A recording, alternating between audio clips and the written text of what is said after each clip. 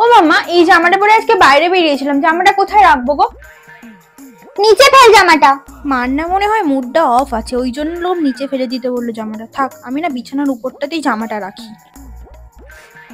মনা, তোকে আমি কি বললাম, জামাটা নিচে ফেলতে বলেছিলাম তো, আর তুই জামাটা নিয়ে ওই ভালো কাঁচা জামাগুলোর মধ্যে মিশিয়ে দিলি। একটা কথা বললে তোর কানে যায় না? বল, কি বলি আর কি করিস তুই? মনটা কোন দিকে থাকে? কড়া খোসাটা কোথায় ফেলবো? আমার মাথায় ফেল। মা যখন বলছেই তাহলে মায়ের মাথাতেই ফেলি, না ফেললে আবার কোথায় বকাবকি করবে আমায়।